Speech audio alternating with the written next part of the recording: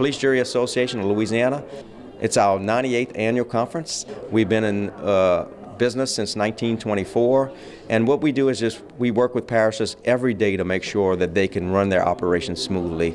We get calls relative to anything that they participate in, services, and we help them navigate the process to get that service delivered to the people. We're super excited to be here in Lake Charles. It is the highest attendance at a conference ever since in the 98 years we've been doing it. So it's a tremendous effort by my staff and the folks, my board of directors, to put this on. But it's a great educational opportunity for a police juror, a parish president, or a parish council member to come in, learn about new technology, learn about new things, talk to other parishes and seeing how they're handling different goods and services that they present, and just be a good collaborative effort working with everybody throughout Louisiana and making those connections, building those relationships so that an elected official at the end of the day can do his job and do it well. The association represents all the parishes in the state of Louisiana. We have lobbyists in Baton Rouge on the legislature side that we try to go in and try to get as much monies from the federal government and state government as we possibly can to help each and every parish. Especially this year, we're going to be dealing with a few things going on, big issues in our Louisiana legislature especially, and what it means to us. And back in 2016, Governor signed an executive order giving us some authority, local government's authority, to participate in the process. And because the exemption program is based on ad valorem taxes to parishes, we felt that it should be our responsibility to be able to have input on applications that come forward. So we hope to maybe pass legislation, kind of putting that into the Constitution, that we would be able to use our local authority to either approve or deny applications as they come forward relative to exemption programs in industry. So I will say that 99% of the applications that have come to us since Governor Edwards' executive order have been approved. And so we consider that a great track record and good victory for Louisiana and business and industry in Louisiana. The ITEP program has been a great big program. It helped the industry as far as to the area. In this area, we have a lot of industry for the ITEP. That's the program, for the ITEP program. And how important is it to have a local voice as opposed to just a state voice? That is a good question. That by being at the table, you can get something done. Everywhere I've been to the table, I've been able to get something done. So by having a local voice all the time, you're definitely able to get something done when you're at the table. ITEP is the ability of state and local government to provide tax breaks for a company. For instance, coming into my parish, Jefferson Davis, we have the ability to make a decision whether we want to grant tax breaks or not. And I think it's a great incentive for us to attract new companies into Jefferson Davis. As I understand, there might be some legislation coming up that would take the ability away from local government to make that decision. And we certainly, as local elected officials, want to have a voice at the table. We want to be able to have some participation in that decision. Our local parish is utilizing it to drawing new businesses to the parish. We're very generous with new businesses coming in. It's important to draw our economy, to build our economy in Iberia Parish. So it's been a good selling tool for us in Iberia Parish. And we will continue to do that as long as we basically can afford to do it. I think that it's fortunate that at this point in time we've been given a voice in the ITEP program. It's important because it's money that should be coming back to our parishes, and it gives us the opportunity to be involved with the industries.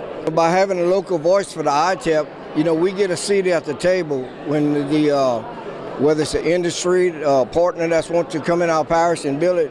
We get to, sit across the table, look at them eye to eye. That way, we kind of talk about the jobs and the traffic, the impact on our schools and different things that's going to affect our parish.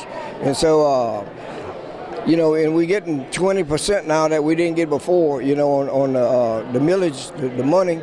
And so, we like it. I like it like that, but to say that we ever turn any down, in West Baton Rouge Parish, we haven't, so it's been very good. But if they take that away from us where we don't have a voice, it really is not going to make a lot of difference to us. But the thing is that it gets away from having them to come and sit down and talk to the local officials. They will just talk to the state officials, and we don't ever get to talk to them. So that's my biggest issue with it. ITEP actually has been a really good program in St. Charles Parish.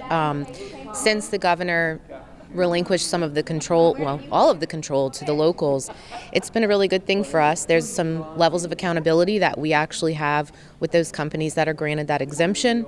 It's definitely encouraged some economic development in the area, but the fact that we have some control now is a really good thing for us, and I think local government should have a seat at that table. It's tax dollars, the projects in our backyard, so for us to have some say in it's been really great, and I think it's good all around. I think one of the things you're seeing here from the members of police juries from across the state is it's important that local voice is present and that it's heard and that it's prominent, frankly. And so I think that's one of the messages that's going to come out of this.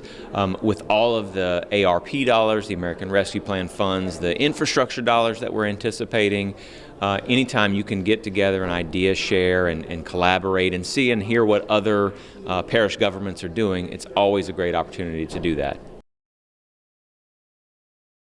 We had big change in the American Rescue Plan in the last few months. So we were initially told that these parishes would receive federal money to do water, pretty much water, sewer, and infrastructure projects based on broadband.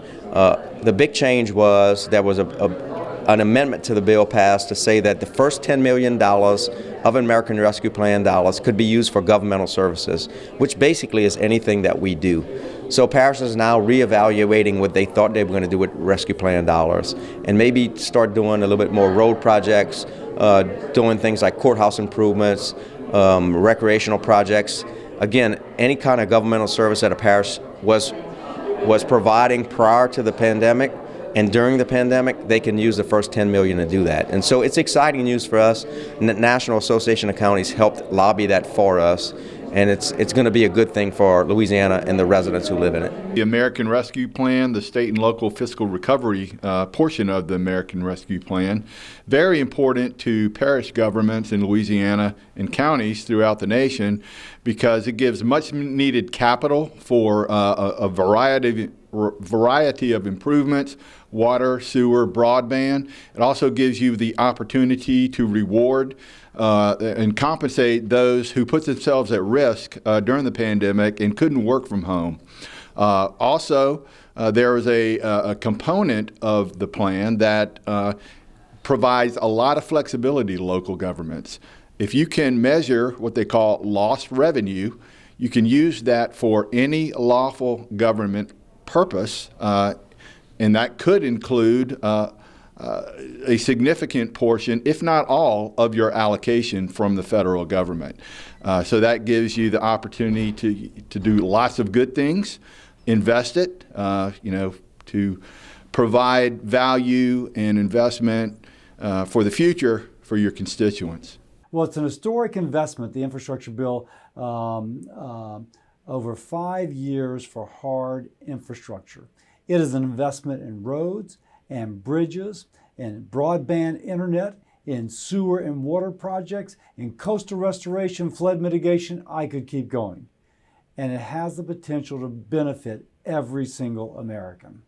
Now, there's going to be a lot of jobs created. We know that. And so that's going to be fuller employment. But it's also going to be able to take care of that pent-up demand for infrastructure, which we all have. By the way, there was some confusion out here that this was linked with a social spending program. Not true. This is for hard infrastructure, energy projects, and resiliency. Now, about 50% of the money is going by formula. The state will get the money they would ordinarily get through the WIFIA program, a revolving fund for sewer and water. They'll just have a lot more of it. Similarly, the state will get money through the Roads and Bridges program, but we'll get a lot more for it. Example, there's about $100 million coming to Louisiana this year and every year for the next 4 to address water issues. There's going to be about $35.7 million coming to Louisiana for airports. There is going to be about $47 million to cap abandoned oil and gas wells. I could keep going, but the real thing we want to hear about is there may be as much as $1.4 billion coming to the state to make sure that every person in Louisiana has access to high-speed and affordable internet. And there'll be about $5.9 billion for roads and bridges. That's about $1.2 billion than we otherwise would have received. Now, by the way, it's easy to talk about the state. Let's talk about the folks that you represent. First, the formula funding is going to work through state agencies like it all has. You go, you make a case to the governor, to Sean Wilson with the Department of Transportation, have your legislators, your local elected legislators make that pitch. That is going to be set up by metropolitan planning organizations and similar organizations to distribute those dollars by, according to the kind of formula that the state has to address that. In our area, some of the biggest projects that we're spending it on is drainage, broadband. That's some of the biggest things. Drainage right now is one of the biggest things right here in Lake Charles that we're doing. Right now, we just finished a hurricane, so we're cleaning up all the laterals and everything like that. And there's a big difference from what we have started and where we're at now as far as the drainage and the laterals. And it's been great to help out. And, we won't get this money for probably no time ever again. So I'm asking everybody to use it wisely and everything. For a parish like Jeff Davis is almost overwhelming in that it is so much money coming at us with so many stipulations. We have to be very careful, I think, of what we're going to use it for. However, we know it can be used for water, it can be used for broadband, possibly roads, and I think the definition of what it can be used for is expanding all the time. So we hope to be able to use it for roads. We hope to be able to use it for water infrastructure. And we hope to increase broadband coverage in our parish, and particularly some of the very remote areas that have almost no coverage at all. On the American Rescue Plan Act, of course, our parish is getting about $13 million from the American Rescue Plan. We devoted $10 million of that to lost revenue, and we're utilizing that money in the key areas which it was designed for. We're using it for water and sewage and broadband mainly. The rest of the money we're going to try to put into maybe probably some infrastructure projects, maybe even leverage those dollars against some of the other funds that's coming in from the transportation fund, the new transportation fund that's coming out of Washington. What kind of an impact will that have in your area? On the transmission funds, you have a great impact. The off-road bridge program, we have quite a few bridges in the parish where that we just need major repairs done to them. The other thing is with the opportunity of some resiliency programs with our road programs and evacuation routes. It's great that I'm seeing that $140 million worth of funds are dedicated to evacuation routes and resiliency within this transportation package. And that was the effort made by the Police Jury Association, going on talking with NACO about trying to get this funding put in the package. And we were successful in able to get this funding put in the package. So I'm looking forward to really, it's a competitive fund, but we're looking forward to trying to help that program move forward and utilize that money in our local evacuation routes across the Gulf Coast. Our biggest need in St. Bernard Parish is drainage. I live in a district where a lot of our drainage is failing, and so we do need drainage. We have some projects in mind that we're just waiting on the guidelines to finalize so that we know which projects to go forward with. How beneficial will this be for your community? It would be wonderful. We really need this to be done. We don't have the local monies, the tax dollars, to do it without this money. So we're looking forward to it. The American Rescue Act, the monies we got in West Baton Rouge, we got a little over $5 million, and this is the best way of having a project get going. They send us the cash, half of it this year, we get the other half next year, and so you don't have to go through a lot of formalities and stuff like you do for other grant projects. And so it's been a real blessing. We're going to take that money and we're going to improve our water infrastructure on the north end of our parish where we have some weak spots. And so water, and we're also going to spend a little bit of the money on broadband, but we don't have a whole lot of that. We're working with AT&T and Cox to try to get the broadband with that American Rescue Act. And so it was a fortune to have that grant. We plan to use the ARPA funds for some infrastructure projects, all really focused around wastewater. So we've got some things in motion now that'll help basically with any developments to come, upgrade some systems, just really keep us up to date. So I think it'll be a big help, and we're excited about those funds coming down. I don't know that there's a parish or even a county around the country that doesn't want additional infrastructure. Frankly, infrastructure for a local government leads to entrepreneurs and businesses coming into your community. And so we all want to know how we can capitalize on that, how we can take these dollars from the federal government, American Rescue Plan funds, and most effectively put them to work in our communities. There's rules, there's regulations tied to it, and so hearing from experts, hearing from subject matter experts about what those rules are, how you can properly expend those dollars, the types of programs and projects you can put them towards, can further what we do here in the state of Louisiana. I think it's very important because water is a major source for all constituents in St. Landry Parish as well as the whole nation. And I think it's very important that we have good, clean drinking water and also have a good place for our water to run off, that it won't just sit in one place, but a place for it to leave and people won't be having flooding problems. How transformational can this funds be for your community? I think it's very transformational because we have different people with different problems, and I think when you have something that comes down from the federal government and is very beneficial, it's going to help offset all the off costs that we had before, that we're filling in the gaps. Broadband is needed. There were so many times I heard many stories from people that had to go to a McDonald's or something. Well, when the storm came, when COVID came, COVID showed that everybody was home. So the systems couldn't keep up with everything. So that's brought broadband out more, especially for the rural area. The kids and everything could not go on their computers. The teachers couldn't send them anything. So that was really where the broadband is really going to help out a lot. Broadband is very influential for us in St. Landry Parish. In fact, we received $29.9 million for broadband. We have so many different areas that we had problems. In fact, when the pandemic hit, we had many kids that was forced to be home, had to do their training and everything, their schooling at home. So when you didn't have broadband, it created a problem for everyone that didn't have the internet or the Wi-Fi for connectivity. So now we have companies coming into the parish and putting down the infrastructure to build ourselves up so we could have broadband over the whole parish. Our parish encompasses about over 1,000 miles of roads. So that is a large area, and for everybody to have Wi-Fi, I think is a tremendous, because everything is going to the internet.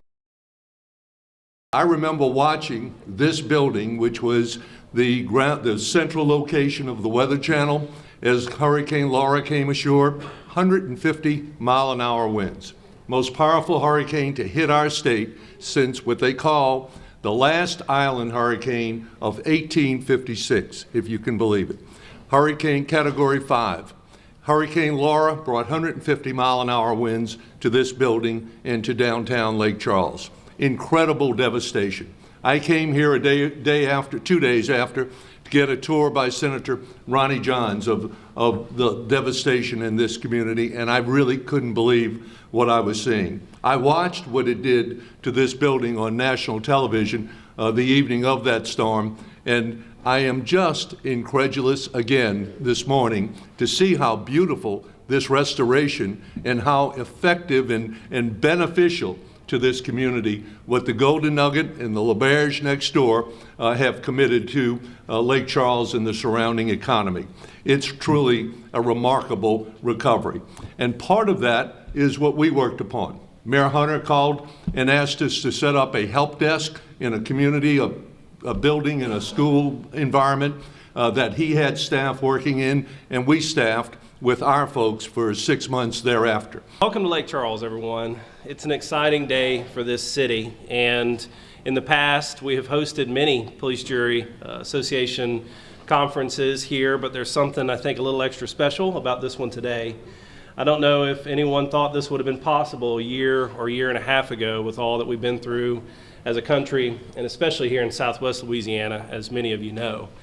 So anytime we're welcoming groups here to Lake Charles, it's exciting, but it's also reassuring for us that you're here. And so I thank you for being here. You being here is part of our recovery story as a community after what we've been through the last couple years.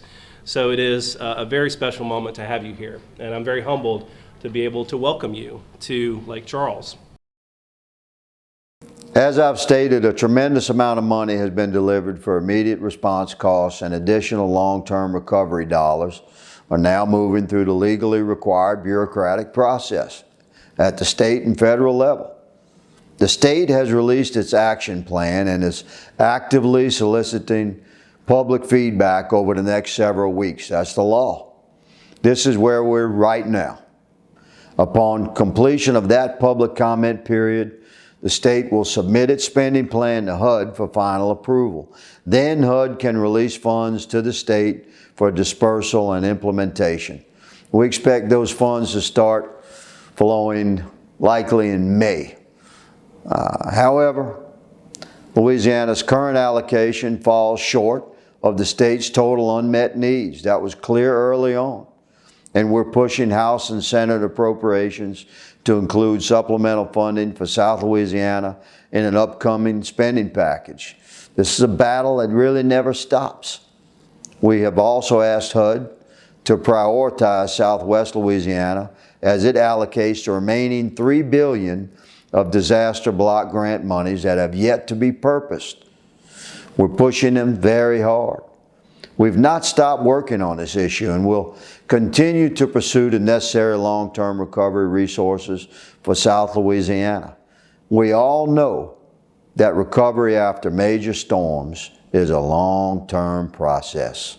We have had 3 companies go broke as a result of their claims losses from Hurricanes Laura, Delta, Zeta, and Ida. 3 I've put into receivership. Fortunately, we have a company that came to our market, was a minimum player up until the hurricanes out of Miami, Florida. They have taken on all the policies those 3 failed companies have left behind, seamlessly took them on.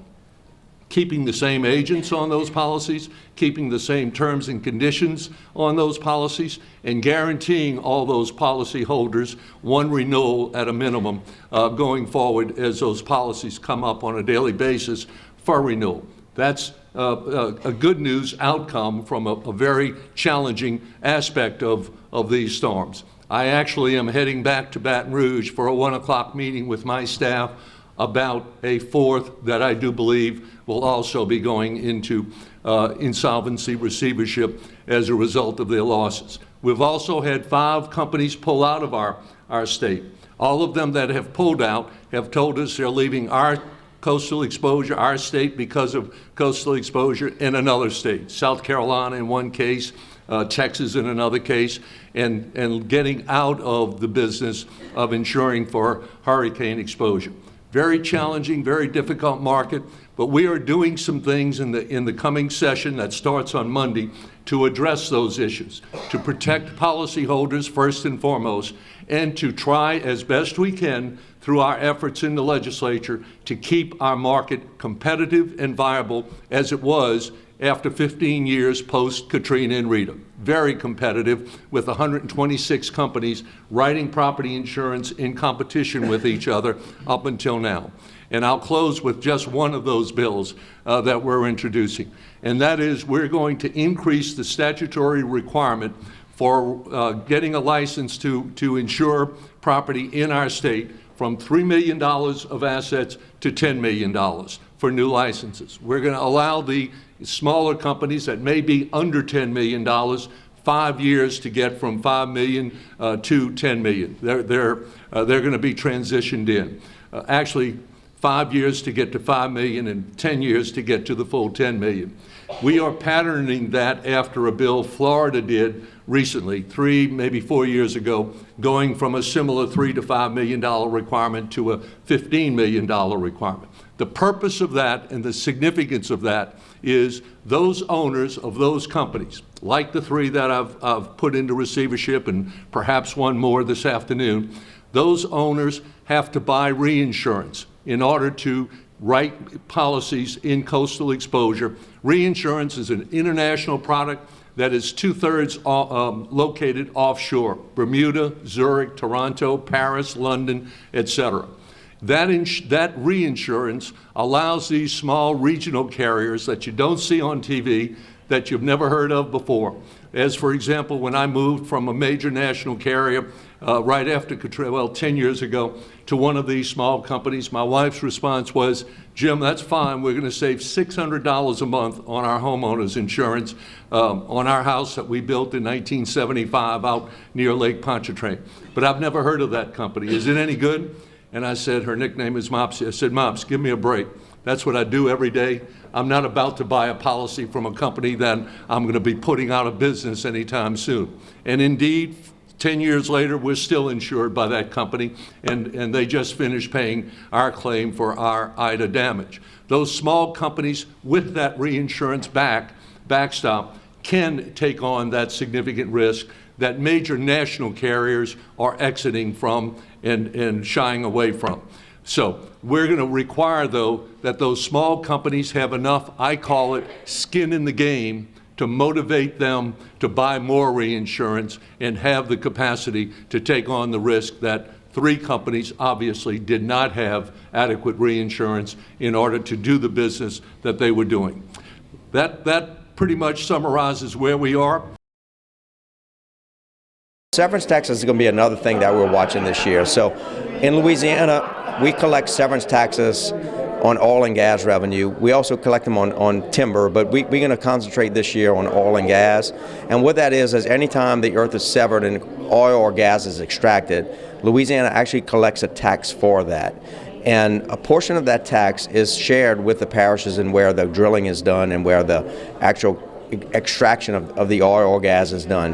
What we've seen since 2010 is we've seen a tremendous amount of growth in gas in North Louisiana and some minimal growth in oil in South Louisiana. What we're trying to do this year is get a reallocation of those severance taxes so that the parishes can get more money relative to taxes that they collect in the parish. So right now in Louisiana, we are capped at $850,000, no matter how much taxes a parish brings in. I'll give you an example. Plaquemines Parish brought in about $90 million last year of taxes in Louisiana. The state kept $88 million something, and the parish got to share in just a little bit of more than $1 million. We have a bill this year to try to change that. An additional $2 million would be granted or would be received for the parishes. The tax allocation would change, and so this additional $2 million would be used for roads and road projects. So we're excited about that. We're hoping that the state can share that with us. The state has had a surplus over the last couple of years. We're thinking that if that law was into place right now, it would only cost the state an additional $22 million, and the parish could definitely use that money. The severance tax, as I understand it, is a tax collected at the wellhead by the local government, then sent to the state. We are capped at about $1 million, give or take, irregardless of how much money you send back. What we would like to do is increase that amount that's coming back to local government. That mineral is being extracted from local parishes. They're sending the money to the state, and we would like to get a larger portion of that money back.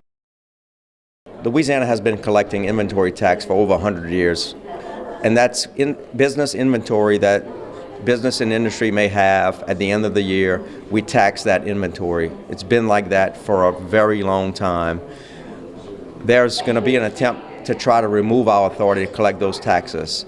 And so we are fighting that initiative to try to remove our ability or even limit our ability based on the fact that we need those funds to be able to do our everyday work, provide the goods and services that come to the residents at the end of the day. Again, it's a tax that business has been paying for years. In the early 90s, the state decided to rebate those businesses at 100% of the tax. So, for instance, business paid inventory tax to the parish. They sent a copy of that bill to the state. The state gave them a 100% rebate. So it didn't cost business and industry anything. About 5 years ago, because we went through some budget struggles, instead of 100% reimbursement, a business now gets 75% reimbursement. And so we don't have a problem with what the state wants to do, whether they want to rebate it or not rebate it. We just want to be able to have the ability to collect our tax because we use those taxes for important services in every parish throughout Louisiana. Inventory tax is a touchy one. I think, big business and small business feel a little bit differently about the topic. But because of inventory tax, St. Charles Parish is a very wealthy place. We've been able to do a lot of things because of the inventory tax in our parish. It's been a good thing for us. We've got great schools, we've got great hospitals, we've got a really good sheriff's office with lots of resources, primarily due to that large inventory tax, which in our parish is really focused around oil and gas. That's a big part of where the inventory tax comes from. So I know it's a divisive topic, but I think it's been really good for us where we are. This year we held our third annual Women in Politics group. We heard from Miss Monique Boulay. She is the director of the Acadiana Planning Commission with lots of other accolades. We had a very large group of women this year and a good amount of men as well, just to hear about how to get it done, some of the challenges women have faced, and she was really inspirational, and I think this has been a good place for a lot of the newly elected women over the last 4 or 5 years to come together and really learn how to do things differently and lean on each other. I'm going to tell you, I guess, about my situation, but I think every situation is individualistic, and you have to find what works in your situation. I think is the biggest thing. I am not a good compartmental multitasker. I like hyper-focus. I stayed home with my kids and then went back to school and then got back in the workforce. I have 4 kids and my baby is a junior in high school. So I'm going, and I remember when I went back to school, it was a lot. I was in an executive MBA program, so it's very intense for a short amount of time, and my kids were so good. They were so good about it. And as it ended, I was driving, and Sam was in the back seat, and he says, and I don't know what he said, "Mom, you're not going to do that again, are you?" It is hard. It is really hard. I think women can do everything.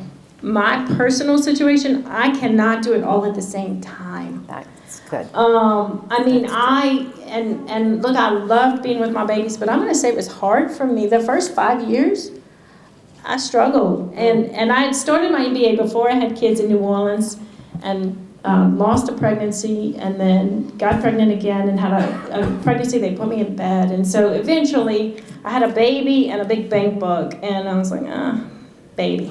And I dropped out and went back and finished my MBA when she was 15 years old, so many years later. Well, I feel like that electeds should represent what the population is, I think if there's a 50-50 split, half of the population is women, we should have half of the electeds women. So, we do handle things a little bit differently overall usually than men do. I think maybe we have a little less ego sometimes and we just want to get the job done. We have workshops, we have breakout sessions, all the way, anything from agriculture all the way down to wildlife and fisheries in between. We have broadband development, we have infrastructure breakout sessions, we have a session right now on unfunded mandates, just a wealth community development workshops. And so we invite business and industry even to come in, especially if they have a niche in those fields, to come and give us talking points and new information related to everything that goes on in those departments. What we're going to talk today is about the current status of agriculture, the current status of food and fuel, and what's going on in the world and how that relates to where we are headed in the next 6 months and a year. So there's a tremendous amount to talk about because things have been changing rapidly, daily. So we're going to talk about fuel costs, fertilizer costs, input costs, and then the projections of where we are and where we're headed. So what's happening in the Ukraine is on top of the inflation pressures we already had, so it's adding to that. It's causing instability in oil, instability in fertilizer, instability in commodities, and just general unrest across the world. But we have to take full advantage of everything that we can because we must increase production of energy, food, and fiber to meet a growing need. Growing demand. What does agriculture and timber mean for Louisiana? Agriculture and timber this year will probably eclipse $15 billion.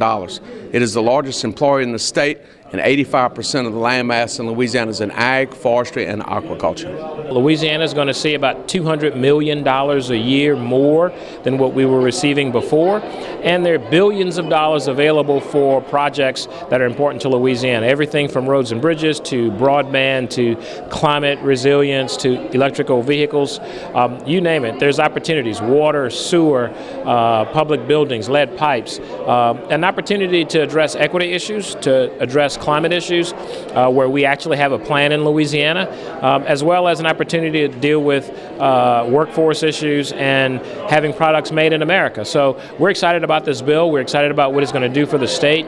I was on a call today with the White House giving best practices and examples of what this is going to mean for Louisiana, and I'm excited to be with the parishes to share that today. Today what we talked about was I came here to give everyone an update on the opioid settlement that's coming to the locals in the state of Louisiana, and I want to talk to them about when, timetables, what we're looking at, how much money they can be expecting, and how that may impact their criminal justice system and their juvenile justice systems. The state of Louisiana last year settled with 3 main distributors and Johnson & Johnson relative to the national opioid crisis and the litigation in the opioid crisis. And we brought $355 million to the state of Louisiana over the next 18 years. That money is going to parish governments and municipalities for the use strictly to abate the opioid pandemic and our drug crisis. And so that money is probably, a lot of it is going to be spent on programs in juvenile and in criminal type programs, because that's obviously a area where that's greatly impacted by this epidemic. We look forward to this every year. This is something that we enjoy doing, meeting and interacting with the Police Jury Association. In particular, my workshop is going to deal with climate change issues that impact Louisiana. We're going to talk about some of the bipartisan infrastructure law funding, which is tremendous for the state. We've got lots and lots of monies coming into LDEQ that we hope can be transformational from here on out for the next 30, 40, 50 years. And then I'll just talk about some of the legislative instruments that we'll be dealing with in the upcoming session. Louisiana is really the only state in the South that actually has a climate action plan. It is tremendous. As a matter of fact, my counterparts from all over the country want to know how we did it. So we started 2 years ago involving all sectors. We've looked at various things from electric charging to renewables to actually creating a carbon standard that will come through our department. Our pie chart in Louisiana is a little different nationally, and that majority of the greenhouse gases comes from one sector. Nationally, in the industrial sector contributes about 22% to the greenhouse gas numbers. In Louisiana, that number is 66%. So if I'm successful, the entire state's going to be successful. Our workshop today dealt with fire and emergency services. You know, when you look at what the firefighters and the emergency folks across Louisiana do every day, it's phenomenal. But they do it under the support and the grace is given to them by our elected officials. So being here today with numerous, elected officials from most of the parishes across Louisiana, we were able to really collaborate not only the funding challenges of departments, but the staffing of departments. Certainly volunteerism has been on a notable decline.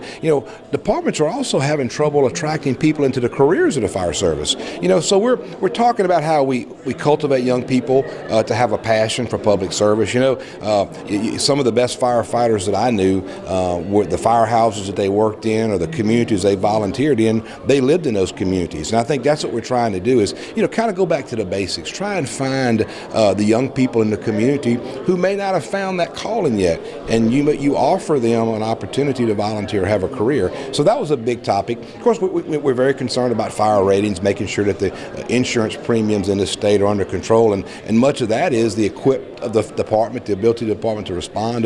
But look, at the end of the day, when the public has an emergency and they dial 911, they expect the best to show up as quickly as possible, and that's what we're trying to cultivate across the state. Our workshop today deals with emergency preparedness and management across the state, focusing on the parish responsibilities both before, during, and after emergency events. Looking back on the last couple of years and the great partnership that we've had with working with our parish partners and what we need to continue to do together to get better for the future. Tell us, what kind of an impact have all the hurricanes we've had done on planning for this year? Well, they've impacted us in a number of ways. First and foremost, a lot of our infrastructure is still fragile, still in the recovery process, even from the hurricane events of 2020, not to mention what happened last year with Hurricane Ida. So we're not starting off from an infrastructure perspective in that strong of a position. We've got a lot of vulnerabilities there. We've got a lot of families that are living in trailers and other temporary housing, which creates challenges for them and impacts our planning for evacuations and things like that. And then certainly we've got a lot of ongoing recovery and cash flow requirements both at the state and the parish level that create challenges for all of us. Our workshop is to provide an update on all things broadband, especially over the last year. I remember speaking at the police jury annual meeting in Baton Rouge at the Crown Plaza last year when we first started this office and we first started understanding really the depth and breadth of the broadband problem. And in 1 year's time, we've come a significant long way. Big credit and kudos to the work that Guy's doing, all the police jurors, all the parish presidents, all the mayors. And so today is really a culmination of talking about what we've done and accomplished over the last year, and then what questions we can answer for folks as they apply for succeeding rounds of broadband money. What is the American Rescue Funds for broadband going to mean for Louisiana, particularly rural Louisiana? Yeah, so we received $177 million from the American Rescue Plan to absolutely focus on addressing the access issue, which is one of the three areas that comprises a digital divide. And that access issue is designed to work with the private sector and with electric co-ops to provide high-speed internet to locations throughout Louisiana that don't have it. Today our message really focused on the importance of the relationship between state government, local communities, and how do we start to utilize our resources and combine those. Whether you're talking about chronic diseases, behavioral health, our state water systems, how do we come together to combine our resources to improve our state's overall health? I'm extremely thankful for the work that we've done across the state, the combining of state efforts, federal efforts, and our local communities coming together to help mitigate the work that we've done around COVID. And we see those improvements. We see our hospitalizations are down. We see our hospitalizations continue to be successful in reducing that impact that we have. We also see our decrease in cases, and our percent positivity across the state is steadily decreasing. So we've made great strides in our efforts. I think folks have to continue to be mindful, but it's really nice to have a little bit of breather around COVID in our state. What do you see as we move into the next 12 months or so as far as this pandemic goes? I think, again, we still have to be very mindful of it, but I think we can breathe a little bit easier. We've seen the fruits of our effort. We've seen how we've been successful from these mitigation efforts. We have to continue to, push our vaccination efforts, the boosters. We can see the difference in terms of those hospitalization rates. 91% of our individuals who are being hospitalized right now have not received a booster. So I think it's important for us to push that education out. But again, it's nice to see the efforts of the work that we've been doing across the state. I never have understood people. Our workshop today has dealt with those issues that we think are important to the various police juries and parishes, specifically things like CWD, chronic waste disease in deer, feral hogs, the passage of the license simplification and restructuring program last year by the legislature. The mission of the Department of Wildlife and Fisheries is to preserve, conserve, and protect the natural God-given resources of Sportsman's Paradise for habitat, for our hunters, our anglers, so that they can enjoy the outdoors. One of the biggest issues we face is littering. And it affects, because we're now finding some plastic remnants in our fish, in our streams, in our rivers. Our law enforcement agency writes more litter tickets than any other state agency in the state.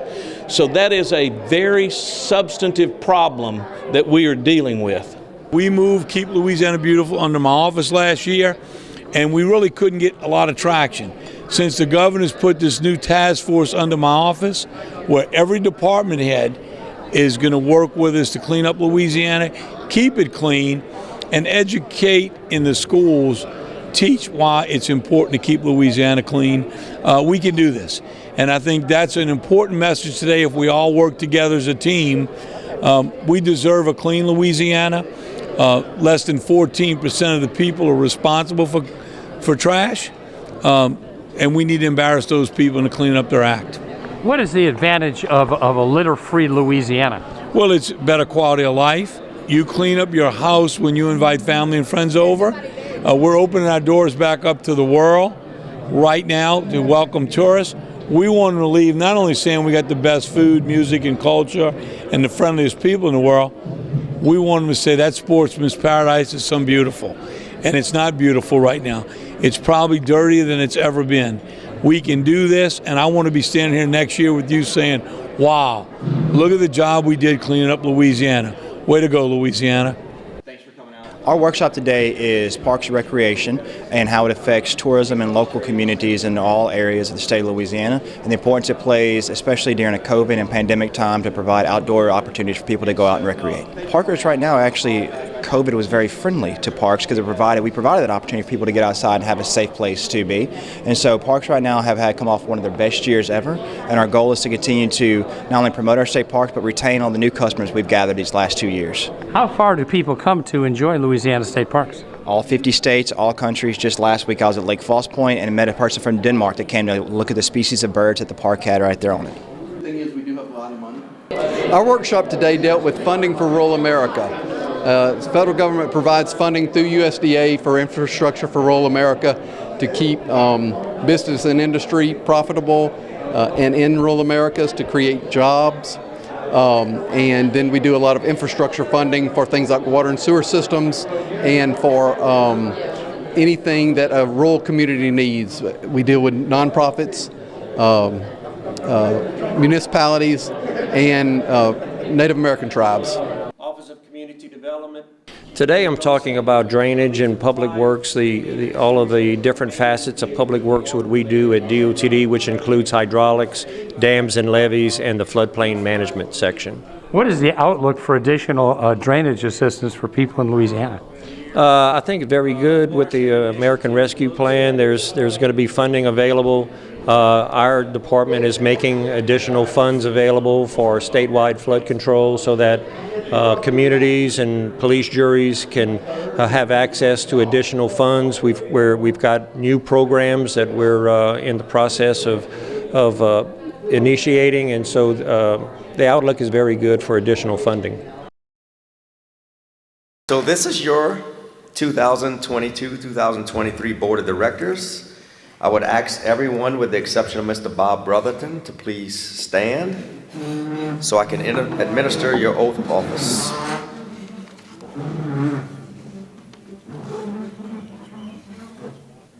All right, we're good. I state your name. Do solemnly swear that I will support the Constitution and bylaws of the Police Jury Association and the Constitution and laws of this state, and that I will faithfully discharge and perform all the duties incumbent upon me as state your office according to the best of my ability and understanding, so help me God. Congratulations. All right, so Tony's going to give me a hand in doing this. We have some awards for a few folks. Mr. Kenny Heyman. Just read it real quick. In recognition and appreciation of dedicated service and leadership as third Vice President, Mr. Kenny Heyman.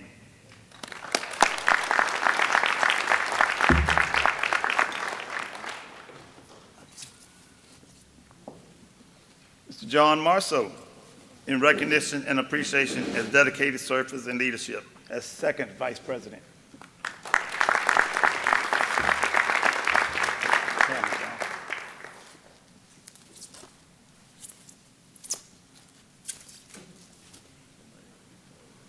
And Mr. Bob Brotherton for his first Vice President services.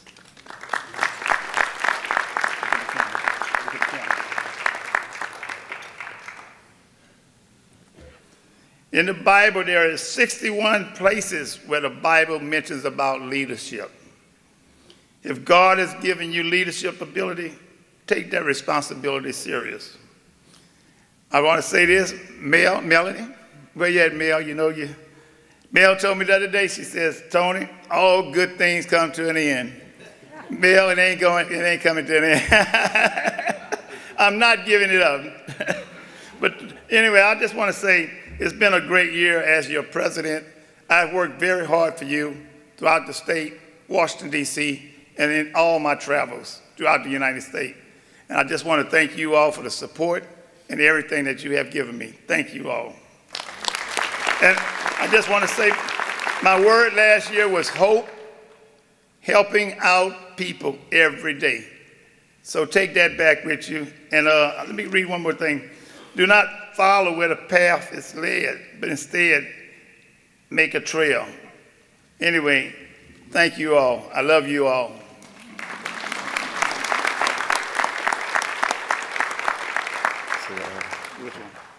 Billy Joe, why don't you hold the Bible? Mr. Bob, why don't you place one hand on it, your left hand on it, pick up your right hand and repeat after me. I, Bob Brotherton, I, Bob Brotherton, do solemnly swear do solemnly swear that I will support the Constitution and bylaws that I will support the Constitution and bylaws of the Police Jury Association of the Police Jury Association and the Constitution and laws of this state, and the Constitution and laws of this state, and that I will faithfully discharge and perform and I'll faithfully and perform all the duties incumbent upon me all the duties incumbent upon me as President of the Police Jury Association of Louisiana, as President of the Police Jury Association of Louisiana, according to the best of my ability and understanding. and according to the best of my ability and understanding. So help me God. So help me God. Congratulations, Mr. Bob Brotherton. Thank you.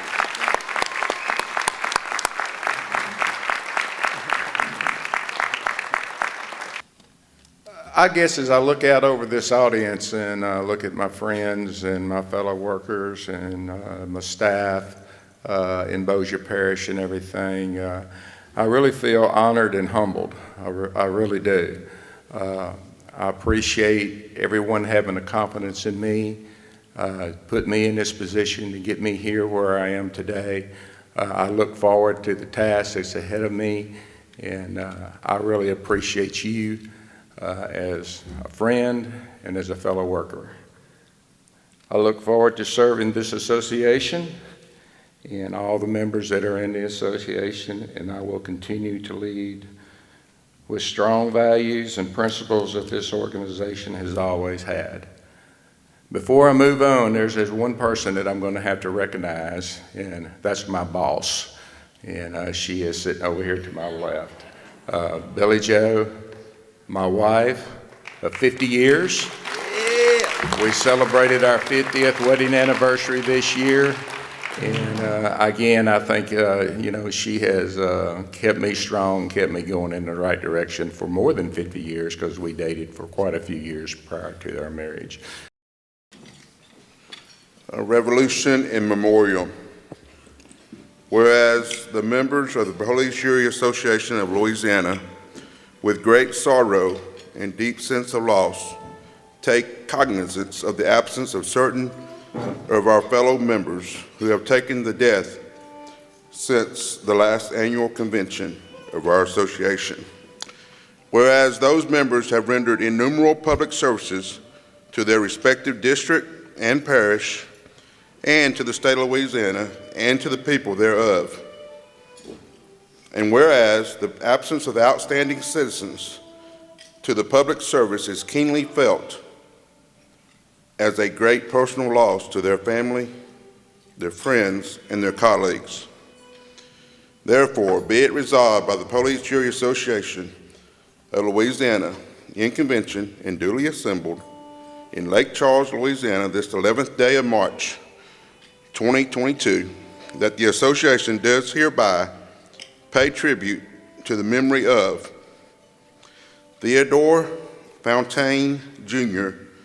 of Rapides Parish, Lamar Johnson of Evangeline Parish, William Rawhide Robinson of Franklin Parish, Stephen Francis Stefancic of St. Tammany Parish, and John Watley of Union Parish, and does hereby express for its members and citizens of the state their sense of gratitude for their achievements and contributions to the public good of their local areas and to the state.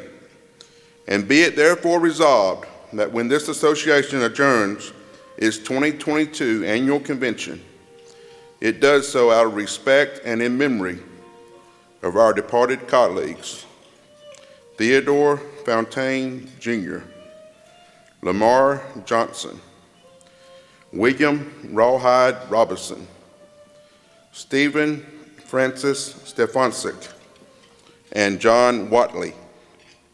This resolution, adopted and unanimously voted on by the members of the Police Jury Association of Louisiana, this the 11th day of March 2022, in convention and duly assembled in the city of Lake Charles, Louisiana.